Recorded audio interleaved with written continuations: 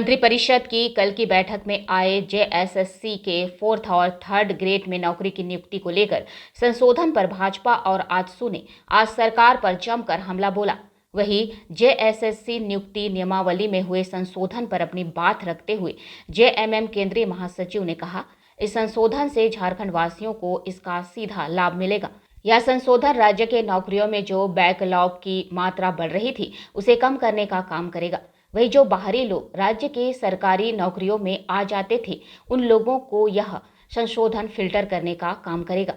कई खामियां इसके पूर्व में थी, खासकर शेड्यूल और नॉन शेड्यूल एरिया को बांटकर तृतीय और चतुर्थ वर्ग के नियुक्तियों में जो घालमेल करने की एक प्रक्रिया चली थी, उस पर पूर्ण विराम लगाते हुए हेमंत सोरेन सरकार ने इस राज्य के मूलवासी आदिवासी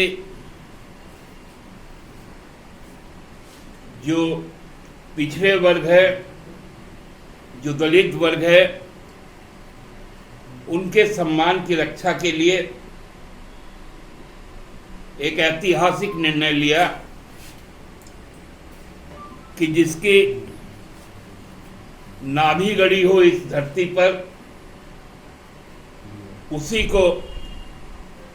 नौकरी में मिलेगी स्थान।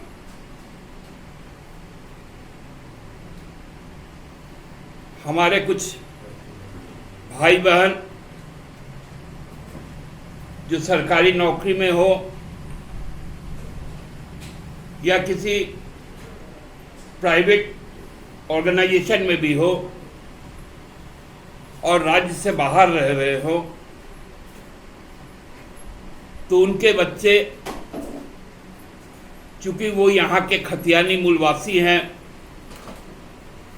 आदिवासी हैं, दलित हैं, पिछड़ी जाति से हैं, तो उनका हक नहीं मारा जाएगा, क्योंकि सारी प्रक्रियाओं को पूरी तरह से नियम संगत बनाकर ही की जाएगी, ताकि कोई प्रावधान इस तरह से न छूट जाए कि कोई न्यायालय के शरण में जा पाए। वी टाइम न्यूज के लिए रांची से दिलीप सिंह परिहार की रिपोर्ट।